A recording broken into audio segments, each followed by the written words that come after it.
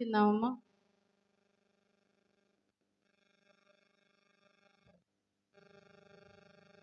సంతోషంగా ఉన్నారా? ఉన్నారా? Very good. సంతోషంగా ఉండే రెండు చేతులు పైకెత్తి ఒకసారి బిగ్గరగా హల్లెలూయా చెప్దామా? హల్లెలూయా. ఎందుకంటే గత 2 సార్లు అంటే లాస్ట్ సెకండ్ మంగళవారం, అంతకుముందు ఫోర్త్ మంగళవారం కూడుకోలేకపోయాం వర్షాల కారణంగా. ఈ రాత్రి దేవుడు మనకు మంచి వాతావరణాన్ని ఇచ్చినందుకు దేవునికి మొదటగా కృతజ్ఞతాస్తుతులు చెల్లిద్దాం. హల్లెలూయా. ఈ రాత్రికాల సమయంలో దేవుడు మనతో మాట్లాడిన అంశం ఏంటంటే, ఎన్నోసార్లు మన దైవజనులు చెప్పి ఉన్నారు, రక్తస్రావ రోగి గురించి దేవుడు ఈ రాత్రి ఎందుకో ప్రేరేపణిచ్చారు. మత్తయి సువార్త 9వ అధ్యాయం 20-22 వచనాలు చూసుకుందాం. మత్తయి సువార్త 9వ అధ్యాయం 20వ వచనం నుంచి 22 వచనాలు. ఆ సమయమున ఇదిగో 12 సంవత్సరముల నుండి రక్తస్రావ రోగము గల యొక్క స్త్రీ, నేను ఆయన పై వస్త్రము మాత్రము ముట్టితే బాగుపడుదునని తనలో తాను అనుకొని ఆయన వెనుకకు వచ్చి ఆయన వస్త్రపు చెంగు ముట్టెను. యేసు వెనుకకు తిరిగి ఆమెను చూచి, కుమారి, ధైర్యముగా ఉండుము, నీ విశ్వాసము నిన్ను బాగుపరిచునని చెప్పగా ఆ గడియ నుండి ఆ స్త్రీ బాగుపడెను. హల్లెలూయా. ఈ రాత్రికాల సమయంలో దేవుడు మనతో మాట్లాడిన అంశం ఏమిటంటే, రక్తస్రావ రోగి అంటే ఆమె ఎన్ని సంవత్సరాల నుంచి ఉందంట? ఆ విధంగా 12 సంవత్సరముల నుంచి ఆ వ్యాధితో బాధపడుచు, ఆ రోగముతో బాధపడుచు ఉన్నది ఆమె. అంతేకాకుండా ఎంతో మందిని ఆశ్రయించింది, వైద్యుల దగ్గరికి వెళ్ళింది, వ్యక్తుల దగ్గరికి వెళ్ళింది, ఎంతో మందిని ఆశ్రయించినప్పటికి, ఆస్తంతా ఖర్చు పెట్టినప్పటికి స్వస్థత పొందలేకపోయిందంట. అయినప్పటికీ ఆమె అంటే యేసు గురించి విన్నది, యేసుపై ఉన్న అచంచలమైన విశ్వాసము కలిగి ఆమె మనసులో ఇలా అనుకున్నదంట. ఏమనుకున్నది? ఆయన వస్త్రపు చెంగును ముట్టినా చాలు, నేను స్వస్థపడతాను, స్వస్థపడదేను అని 21వ వచనంలో చూసినట్లయితే, ఆయన వస్త్రపు చెంగును ముట్టితే చాలు నేను స్వస్థపడతానని ఆశించింది, విశ్వసించింది, దేవుణ్ణి వెదికింది, వెళ్ళి ఆయన వస్త్రపు చెంగుని ముట్టింది. చూడండి, ఆమె హృదయంలో ఉన్న విశ్వాసము, ఆమె హృదయంలో ఉన్న అంటే ఆమె మనసులో ఉన్న ధైర్యాన్ని ఆమె ఎలాగా పట్టుదలతో వెళ్ళి అందరినీ అంటే అంతమంది ఎక్కువ మంది యేసు ప్రభువుల వారిని సమీపించడానికి వచ్చి ఉంటారు. ఆమె ఉన్న వ్యాధిని బట్టి అనేకులు ఆమెను దూరపరిచి ఉండొచ్చు, అవమానపరిచి ఉండవచ్చు. అయినప్పటికీ ఆమెంట వస్త్రపు చెంగు ముట్టినా చాలును అనుకొని అంతమందిలో నుండి ధైర్యం చేసుకొని వెళ్ళి వెనుక నుంచి అంటే ముందు నుంచి కూడా కాదు, వెనుక నుంచి యేసు ప్రభుల వారి వస్త్రాన్ని ముట్టిందంట. ముట్టడంతో, కుమారి, ధైర్యముగా ఉండుము, నీ విశ్వాసము నిన్ను స్వస్థపరిచెను. ఈ రాత్రికాల సమయంలో దేవుడు మనతో మాట్లాడుతున్నాడు ఏమిటంటే, నీ కుటుంబ జీవితంలో నువ్వే అనుమానంతో, అంటే అసమాధానంతో, లేదంటే నీ కుటుంబంలో జయించలేని సమస్యలంటూ, లేదంటే నీ కుటుంబంలో ఉన్న పరిస్థితిని బట్టి, నీ కుటుంబంలో ఉన్న, నీ వ్యక్తిగత జీవితంలో ఉన్న, నీ బంధువుల్లో ఉన్న ఏదైనా ఒక సమస్యను బట్టి భయపడుచున్నట్లయితే ఈ రాత్రి దేవుడు మనతోటే మాట్లాడుతున్నాడు. కుమారి, నువ్వు ధైర్యముగా ఉండు, నీ విశ్వాసము నిన్ను స్వస్థపరిచిద్ది, నీ విశ్వాసమే నిన్ను బాగుపరిచిద్ది, నీ విశ్వాసమే నిన్ను స్థిరపరిచిద్ది, నీ విశ్వాసమే క్రీస్తు అనే బండ మీద పునాది వేసుకోవటానికి సహాయపడిద్దని రాత్రికాల సమయంలో దేవుడు మనతో మాట్లాడుతున్నాడు. ఈమెలో ఉన్న కొన్ని క్వాలిటీస్ మనం చూసినట్లయితే, ఆమె విశ్వాసం ఎలాంటిదంట? అచంచలమైనది, అంటే వివరించజాలనిది, అంటే అసలు హద్దు లేనిది. ఆమె ఎన్నో కష్టాలు ఎదుర్కొన్నప్పటికీ ఆమె యేసు మీద నమ్మకం ఉంచింది. యేసు ప్రభుల వారు వస్త్రం ముట్టితే చాలని విశ్వసించింది. ధైర్యము కూడా ఉంది ఆమెలో. విశ్వాసమే కాకుండా ధైర్యము కూడా ఉంది. మనమైతే అనుకుంటాం, వెళ్ళాలి, దేవుని సన్నిధికి వెళ్ళాలి, దేవుని సన్నిధిలో ప్రార్థించాలి, మన కుటుంబ జీవితం గురించి, మన బిడ్డల జీవితంలో జరుగుతున్న కార్యాల గురించి ప్రార్థించాలని అనుకుంటాము, కానీ అది ఆచరణలో పెట్టలేం.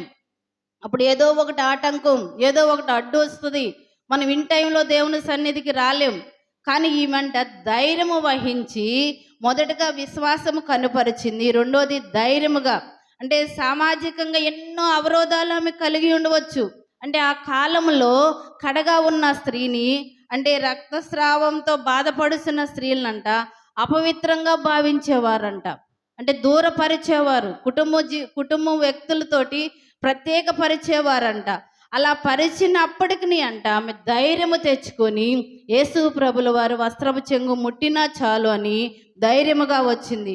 ఈ రాత్రికాల సమయంలో మనం కలిగి ఉన్న సమస్యలను బట్టి కృంగిపోకుండా, మనకున్న పరిస్థితులను బట్టి కృంగిపోకుండా ధైర్యము తెచ్చుకొని దేవుని సన్నిధికి వచ్చి ఆయన పాద సన్నిధిలో, దావీదు కుమారుడా నన్ను కరుణించుమని గుడ్డి భిక్షగాడు ఏ విధంగా కేక వేశాడో, మన స్థితిని బట్టి వ్యక్తుల దగ్గరికి వెళ్ళి మనం చులకనవ్వకుండా దేవుని సన్నిధికి వచ్చి ప్రార్థించినట్లయితే, గోజాడినట్లయితే, మన విన్నపాలు ఆయన సన్నిధిలో విన్నవించుకున్నట్లయితే, మనలం కూడా కుమారి ధైర్యముగా ఉండు, నీ సమస్యలన్నిట్లో నేను నీకు తోడుగా ఉన్నాను, నీ ఇరుకు ఇబ్బందులన్నిట్లో నీకు తోడుగా ఉన్నాను, నేనున్నాను నీకని భరోసా ఇచ్చే దేవుణ్ణి మనం కలిగి ఉన్నాం.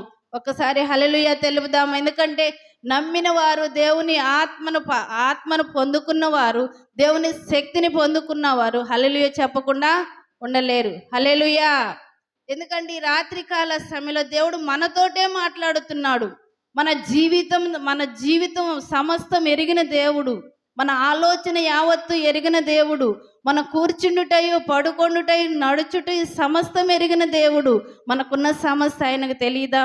అయ్యో యేసు నన్ను చూడట్లేదు, దేవుడు నా మొర ఆలకించట్లేదు, నా ప్రార్థనకు జవాబు రావట్లేదు అనుకొనవద్దు. కానీ ఈ రాత్రి కాల సమయంలో మన ప్రార్థన ఆలకించే దేవుడు, మన వ్యక్తిగత జీవితం సమస్తం ఎరిగిన దేవుడు. ఆయన కనుదృష్టికి మరుగైనది ఏదీనూ లేదు. కాబట్టి ఆయన మనల్ని చూచుచున్నాడు. ఇప్పుడును ఎల్లప్పుడూ సదాకాలం ఆయన మనకు దేవుడై ఉన్నాడు. కాబట్టి ఆయన మన ప్రతి ఒక్క అవసరత ఎరిగిన దేవుడు. ఇంకోటి మనం చూసినట్లయితే ఆమె చేసిన చిన్న చర్యకి పెద్ద ఫలితం. ఆమె పోయి వస్త్రాన్నే ముట్టింది. కానీ ఆమె ఎన్నో సంవత్సరాల నుంచి 12 సంవత్సరాల నుంచి బాధపడుచున్న బాధను నివారణ పొందుకోగలిగింది. చూడండి, ఆమె చిన్న పనే చేసింది. యేసు ప్రభుల వారి వస్త్రాన్నే ముట్టింది. కానీ ఆమె విశ్వాసం ఎంత గొప్పది! ఆమె విశ్వాసాన్ని బట్టి ఆమె విడుదల పొందుకోగలిగింది. ఈ స్త్రీ జీవితంలో ఎన్నో కష్టాలు వచ్చి ఉండొచ్చు, ఎన్నో నిందలు వచ్చి ఉండొచ్చు, ఆమె కలిగి ఉన్న స్థితిని బట్టి ఎన్నో అవమానాలు పొంది ఉండొచ్చు. కానీ దేవుని సన్నిధికి వచ్చి, అంటే దేవుని చెంతకు వచ్చి ఆయన వస్త్రాన్ని ముట్టుకున్నప్పుడు వాటన్నిటి నుంచి విడుదల పొందుకోగలిగింది. మనం కూడా కష్టం వచ్చినప్పుడు ఎవరి దగ్గరికి వెళ్తున్నాం? ఒక అవసరత వచ్చినప్పుడు ఎవరి దగ్గరికి వెళ్తున్నాం? దేవుని సన్నిధికి వచ్చి దేవుని సన్నిధిలో ప్రార్థించే వారిగా ఉండాలని ఈ స్త్రీ జీవితం ద్వారా మనం తెలుసుకోవాలి. ఈ స్త్రీ కలిగి ఉన్న ధైర్యాన్ని మనము కలిగి ఉండాలని ఈ రాత్రి దేవుడు మనతో మాట్లాడుతున్నాడు. ఈ స్త్రీ మనకెంతో స్ఫూర్తినిస్తుంది. ఈమె కష్టాలు, సమాజంలో భయాలు ఎదుర్కొంది. కానీ ఆమె విశ్వాసంలో ఎక్కడ వెనక తగ్గలేదు. ఆమె కలిగి ఉన్న దేవుని పట్ల కలిగి ఉన్న విశ్వాసాన్ని దృఢపరుచుకుంది. ఆ ధైర్యాన్ని పోగు చేసుకుని యేసు ప్రభుల వారి వస్త్రపు చెంగును ముట్టి ఆమె స్వస్థపడింది. ఆమె శారీరకంగా ఉన్న బాధ నుంచి నివారణ పొందుకోగలిగింది. 12 సంవత్సరాల నుంచి బాధపడుతుంది. చూసినట్లయితే మార్కు సువార్త 5వ అధ్యాయం 25వ వచనంలో కూడా మనం చూడగలుగుతాం. 5వ అధ్యాయం 25వ వచనంలో చూస్తే 12 ఏళ్ల నుండి రక్తస్రావ రోగము కలిగిన యొక్క స్త్రీ ఉండెను. ఆమె అనేక వైద్యుల చేత ఎన్నో తిప్పలు పడి తనకు కలిగి ఉన్నదంతయు వ్యయము చేసుకొని ఎంత మాత్రమును ప్రయోజనము లేక మరింత సంకటపడెను. ఆమె యేసును గూర్చి విని, నేను ఆయన వస్త్రములు మాత్రము ముట్టిన బాగుపడుదును అనుకొని జన సమూహములో ఆయన వెనుకకు వచ్చి ఆయన వస్త్రమును ముట్టెను. వెంటనే ఆమె రక్తధార కట్టెను గనుక తన శరీరములోని ఆ బాధ నివారణ అయినదని గ్రహించుకొనెను. హల్లెలూయా. చూడండి, ఆ వస్త్రపు చెంగు ముట్టిన వెంటనే ఆమె రక్తధార కట్టింది. ఆమెలో ఉన్న బాధ నుంచి నివారణ పొందుకోగలిగింది.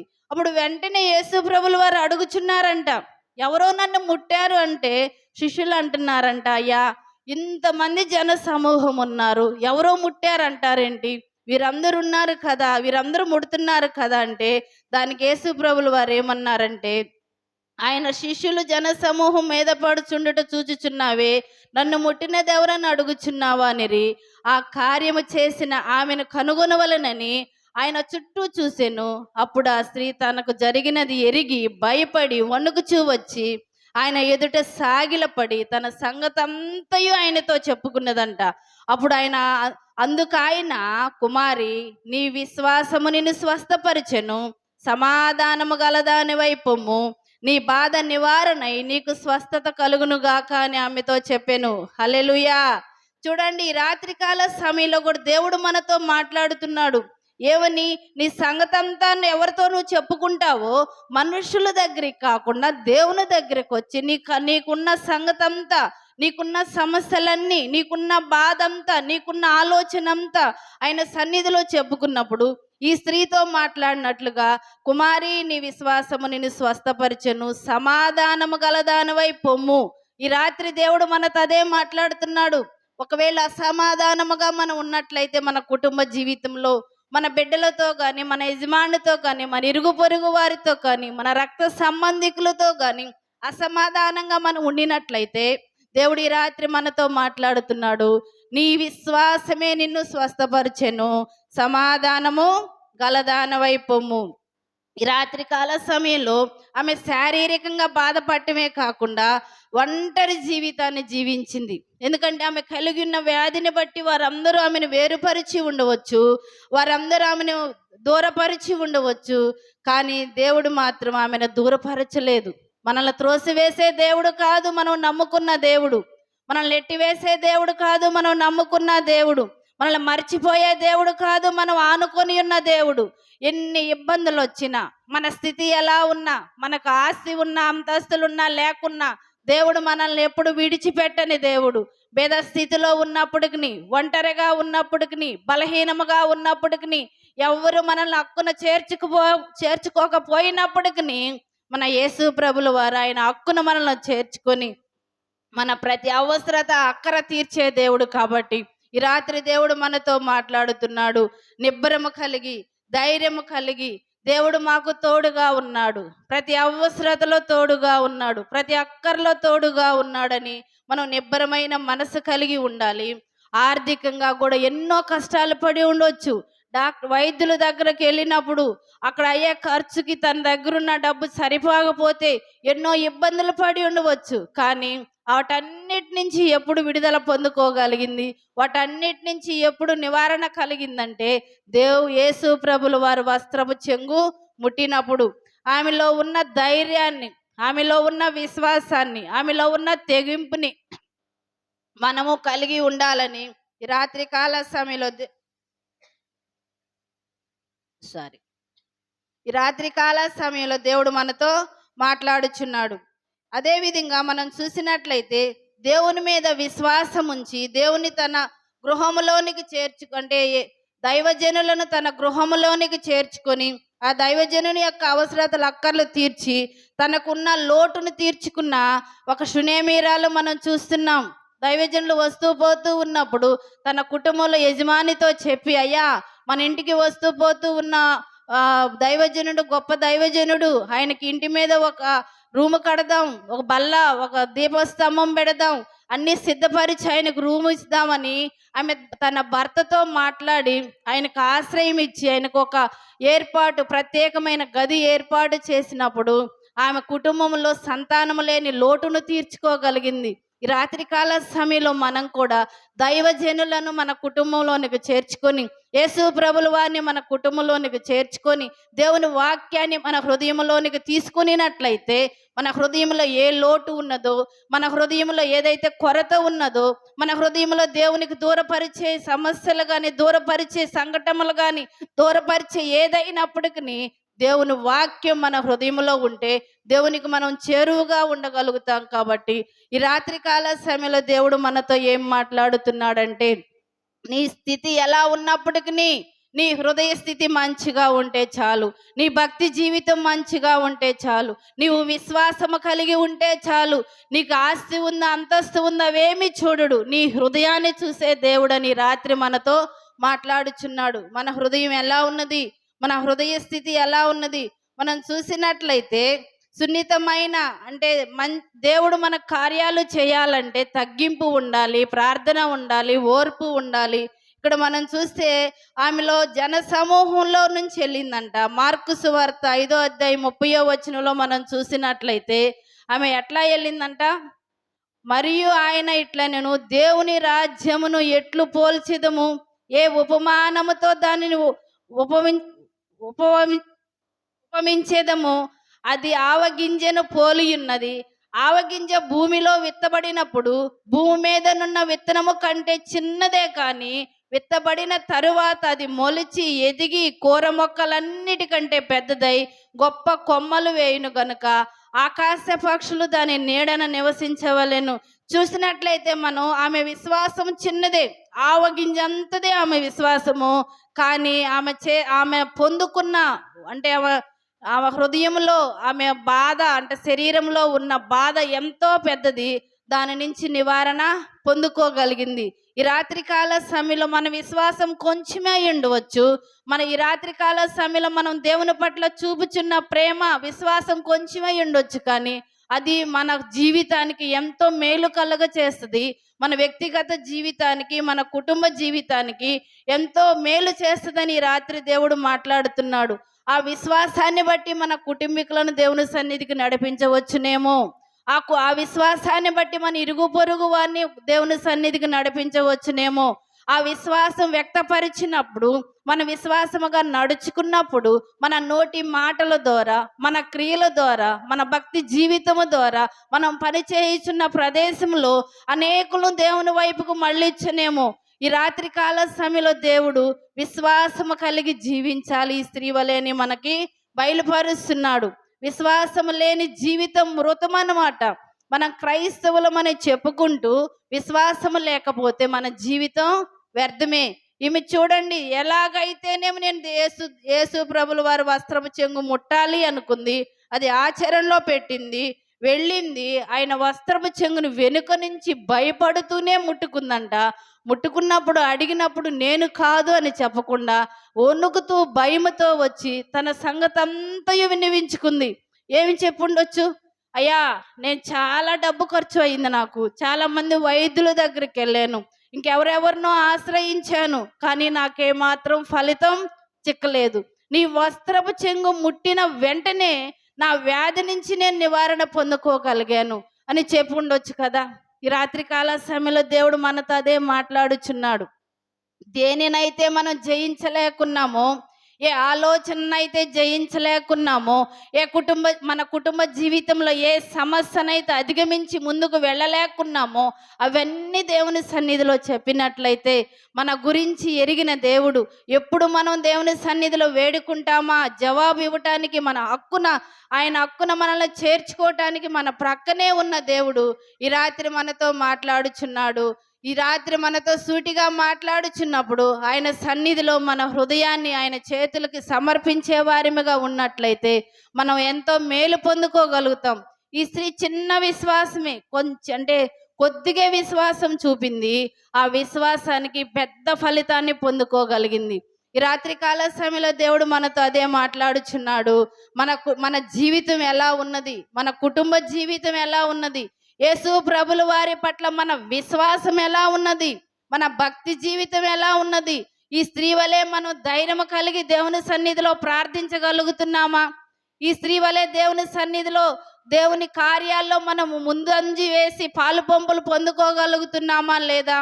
ఈ రాత్రి దేవుడు మనతో మాట్లాడుతున్నాడు. సమాజంలో మనం ఉన్నాము కాబట్టి ఎవరన్నా అన్యాచారాలు చేయించినప్పుడు వాటిలో పాలు పొందుకోకుండా ఉండగలగాలి అంటే దేవుని ఆత్మ, దేవుని వాక్యం మనలో ఉండాలి.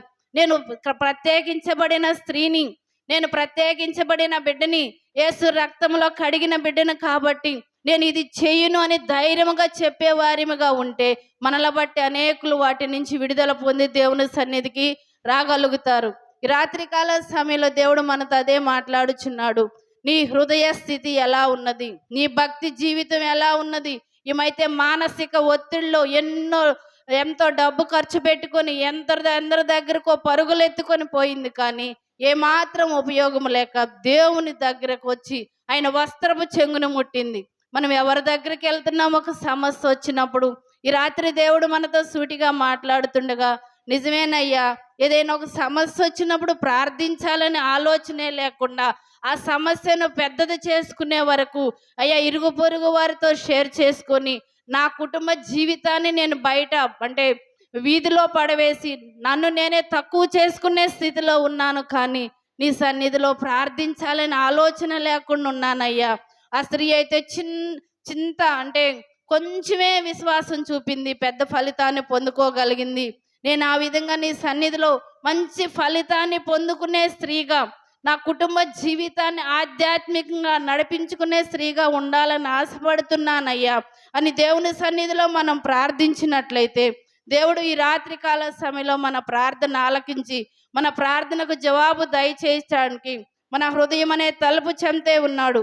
చూసినట్లయితే సామెతలు 31వ అధ్యాయం 10 నుంచి 31 వరకు మనం చూసినట్లయితే, ఎన్నోసార్లు మనం ఈ సామెతల్లో చూస్తున్నాం కదా, ఎలా నడుచుకోవాలి జ్ఞానము కలిగిన స్త్రీ, ఎలా కుటుంబాన్ని కట్టుకోవాలి, కుటుంబ అవసరతల కోసం, బిడ్డల అవసరతల కోసం మనం ఎలాగ ప్రయాసపడాలి, మన భక్తి జీవితాన్ని ఎలా కాపాడుకోవాలి, మన భర్త మనల్ని పొగడాలంటే, మన బిడ్డలు లేసి మనల్ని పొగడాలి అంటే మనం ఎలా నడుచుకోవాలి అనేది ఈ సామెతలు 31వ అధ్యాయం మనం చదివినట్లయితే, మంచిగా అంటే శ్రద్ధ కలిగి మనం చదివినట్లయితే దానిలో ఎన్నో మంచి మంచి విషయాలు మనం చూడగలుగుతాం.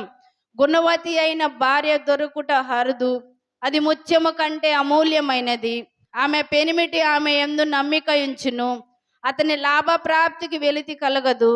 ఆమె తాను బ్రతుకు దినములన్నీ అతనికి మేలు చేయును, కానీ కీడేమి చేయదంట. చూడండి, రాత్రికాల సమయంలో గుణవతి అయిన భార్య అంట ఆ భర్తకి మేలే చేసేది కానీ కీడు చేయదంట. మనం ఎలా ఉంటున్నాం, మన కుటుంబ జీవితంలో మన ఫ్యామిలీ పరంగా మనం ఎలా నడుచుకుంటున్నాం? ఈ రాత్రి దేవుడు మనతో సూటిగా మాట్లాడుచున్నాడు. ఇంకోటి మనం చూసినట్లయితే, ఆమె తన ఇంటి వారి నడతలను బాగుగా కనిపెట్టును, పని చేయకుండా ఆమె భోజనము చేయదు. చూడండి, సోమరితనంగా ఉండదు. ఎవరు? గుణవతి అయిన స్త్రీ. ఈ రాత్రికాల సమయంలో మనం గుణవతి అయిన స్త్రీల వలె ఉండి దేవుని సన్నిధికి వచ్చి ఈ స్త్రీలాగా ధైర్యముగా దేవుని వస్త్రపు చెంగును ముట్టినా చాలని ఏ విధంగా అనుకుందో, మనం కూడా దేవా నీ సన్నిధిలో ఒక్క మనవి ఆలకించే విధంగా నా హృదయాన్ని నేను పరిశుద్ధపరుచుకొని మంచిగా ప్రార్థన చేసుకోవాలని ఆశించిన ప్రతి ఒక్కరు ఒక్కసారి హల్లెలూయా తెలుపుదామా? హల్లెలూయా. నా హృదయం నీ చేతులకు అప్పగించుకొనుచున్నానయ్యా, నా హృదయ స్థితి ఎరిగిన దేవుడు మీరేనయ్యని ఈ రాత్రి మనం దేవుని సన్నిధిలో ప్రార్థించాలి. ఇంకోటి మనం చూసినట్లయితే 31వ అధ్యాయం 29వ వచనంలో కూడా, చాలా మంది కుమార్తెలు ప్రతివత ధర్మమును అనుసరించి ఉన్నారు, కానీ వారందరినీ నీవు మించిన దానివని ఆమె పెనిమిటి ఆమెను పొగుడును. హల్లెలూయా. చూడండి, మంచి సాక్ష్యం. ఎందుకు? దేవుని కలిగి ఉంటే, దేవుని వాక్యం మన హృదయంలో ఉంటే, మనం ఎక్కడికి వెళ్ళినా, ఎక్కడ పని చేస్తున్నా, మనం ఎక్కడ అంటే మనం పని చేసే ప్రదేశాలు ఉండవచ్చు, కుటుంబంలో జీవించే ఆ కుటుంబ వాతావరణంలో ఉండవచ్చు, మనం ఎక్కడుంటే అక్కడ మంచిగా దేవుని వాక్యాన్ని ఇతరులతో షేర్ చేసుకున్నప్పుడు మన మాటలను బట్టి, మన క్రియలను బట్టి, మన నడతను బట్టి, మన భక్తి జీవితాన్ని బట్టి వారే మనకి మంచి సాక్ష్యాన్ని ఇస్తారు. అలా కాకుండా మనం క్రైస్తవులమని చెప్పుకుంటూ, మనం ప్రార్థనకి వెళ్తున్నామని చెప్పుకుంటూ, మన భక్తి జీవితం సరిగా లేకుండా, మన మాటలు క్రమముగా లేకుండా, మన నడత మన కట్టు మంచిగా లేకుండా దేవుని మనం గణపరచాలి అనుకుంటే మనల్ని బట్టి అనేకులు దేవునికి దూరం అయిపోతారు. ఆ విధంగా మనం ఉండకుండా, అయ్యా ఈ స్త్రీ ఎలా ధైర్యముగా మీ దగ్గరకు వచ్చి వస్త్రపు చెంగును ముట్టిందో, నేను కూడా ఈ రాత్రికాల సమయంలో కృంగిన స్థితిలో ఉన్నానయ్యా, కుటుంబ జీవితంలో నలిగిపోయిన స్థితిలో ఉన్నాను అయ్యా, నేను జయించలేని సమస్యలు ఎన్నో ఉన్నాయి, కానీ అయ్యా నాకు చెప్పుకోవటానికి ఎవరు లేక లోన్లీగా ఫీల్ అవుతున్నానయ్యా. ఈ రాత్రి నీవు నాకున్నావని నమ్మాను. అని అన్నవారు ప్రతి ఒక్కరు లేచి నిలబడినట్లయితే దేవుని సన్నిధిలో ఈ స్త్రీ వలె ధైర్యం కలిగి, అయ్యా నీవు నాకున్నావు చాలయ్యా, నీవుంటే నాకు చాలును తండ్రి, నీ చూపు నాకుంటే చాలయ్యా,